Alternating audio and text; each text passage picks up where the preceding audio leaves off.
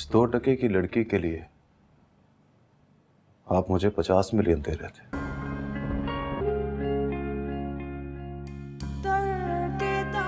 पाकिस्तान की drama industry ने हमेशा दिल छू लेने वाली कहानियां और लाजवाब एक्टिंग पेश की है, बट कुछ ड्रामाज सिर्फ कहानी नहीं बल्कि एक एहसास बन जाते हैं। ऐसे ड्रामाज जो सिर्फ टीवी तक लिमिटेड नहीं रहते बल्कि दिल में जगह बना लेते हैं। आज हम बात करेंगे हमसफर और मेरे पास तुम हो की, जो मोहब्बत, वफादारी, धोखे और जज्बात के आईने की तरह आईना है।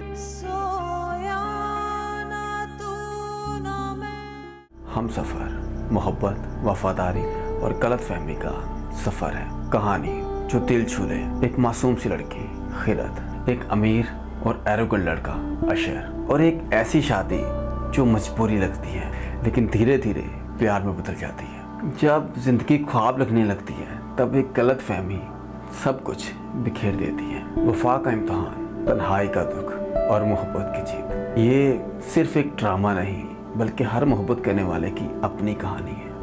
एक्टिंग जो दिल में उतर जाए। फवाद खान का क्लासी अशर और मायरा खान की मासूम सी और बहुत मजबूत खिरत, सरमद खुर्शीद की कमाल की डायरेक्शन, ये तीनों चीजें मिलकर हम सफर को सिर्फ एक ड्रामा नहीं बल्कि एक एहसास और एक जज्बात का सफर बना देती है। दुनिया भर में शोहरत पाकिस्तान के इस ड्रामा की वजह से पाकिस्तान की जो ड्रामा इंडस्ट्री है वो किसी और ही लेवल पर पहुंच गई, क्योंकि ये ड्रामा सिर्फ पाकिस्तान में नहीं बल्कि पूरी दुनिया में फेमस है। इंडिया से लेकर मिडिल ईस्ट तक सारे के सारे लोग इस ड्रामा के फैन हो गए, दीवाने हो गए। नेटफ्लिक्स पर भी इसका जादू चल गया। पहली मर्तबा पाकिस्तान का जो ड्रामा था वो नेटफ्लिक्स पर पब्लिश किया गया, वो हमसफर था।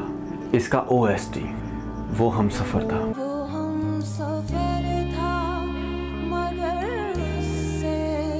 सबका फेवरेट बन गया। कुरातुल ऐन बलोच को पहचान देने वाला वो गाना वो हमसफर था, और हर बंदे की जुबान पर उस टाइम सिर्फ और सिर्फ वो हमसफर था। मगर उससे हाय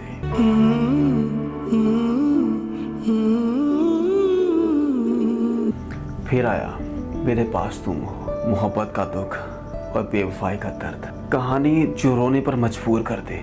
एक ऐसा शख्स जो मोहब्बत को सब कुछ समझता है, दानिश। एक ऐसी औरत जो प्यार से ज़्यादा पैसा चाहती है, महविश।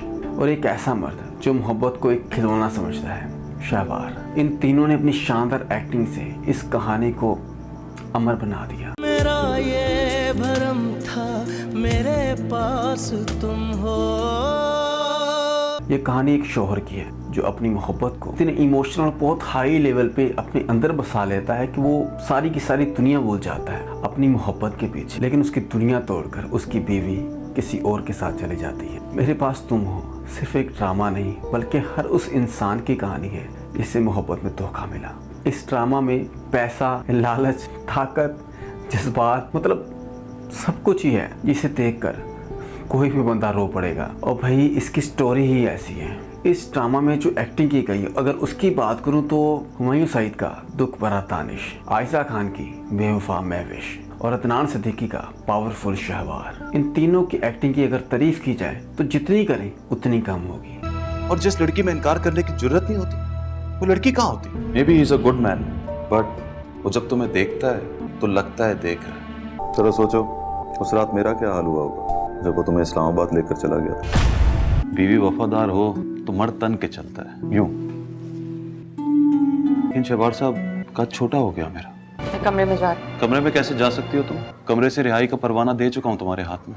नदीम बेग की डायरेक्शन और खलीलुर रहमान कमर के डायलॉग्स ने इस ड्रामे को पाकिस्तान का सबसे ज़्यादा डिस्कस करने वाला ड्रामा, कहानी, स्टोरी, कुछ भी कह लूँ, सबसे ज़्यादा फेमस कर दिया। इस ड्रामे की शोहरत और कामयाबी की बात करें तो इस ड्रामे का जो आखिरी एपिसोड था उसे सिनेमा में पब्लिश किया गया था। ये वाहिद और पाकिस्तान का पहला ऐसा ड्रामा था जिसका एपिसोड सिनेमा में पब्लिश किया गया। इतना ज़्यादा फेमस हो गया था। और इसका जो एक डायलॉग था, 2% की औरत। 2% की लड़की के लिए आप मुझे 50 मिलियन दे रहे थे।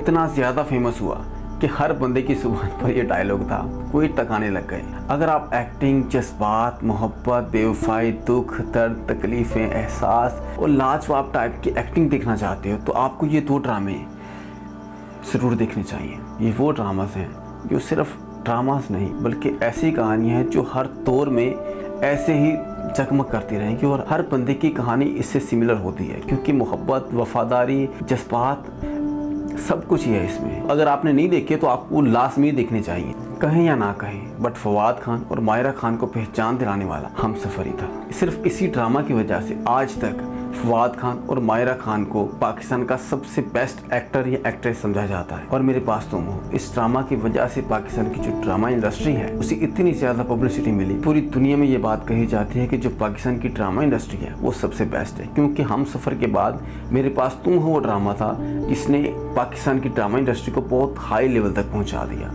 अगर हमसफर को नेटफ्लिक्स पर पब्लिश किया गया तो मेरे पास तुम हो का आखिरी एपिसोड सिनेमा में पब्लिश किया गया। इन दोनों ड्रामास का आपस में कोई मुकाबला नहीं है, क्योंकि दोनों पाकिस्तानी ड्रामास हैं। इन दोनों ड्रामास में फवाद खान, मयूर सईद, मायरा खान, आयजा खान, इन सबको जो पहचान मिली है इनकी एक्टिंग की वजह से मिली। बहुत कमाल की एक्टिंग की है। जो भी है आपके सामने है। आप क्या सोचते हो कमेंट्स में अपनी राय का इज़हार लाजमी कीजिए। लोग पढ़ेंगे, लोग देखेंगे और आपको बहुत कुछ देखने को मिलेगा। वीडियो अच्छी लगे तो लाइक कीजिए, चैनल पर नए हो तो सब्सक्राइब करें। इस तरह की बहुत सारी वीडियोस लेके आने वाला हूं, बहुत कुछ है मेरे पास। तो मिलते हैं नेक्स्ट वीडियो में।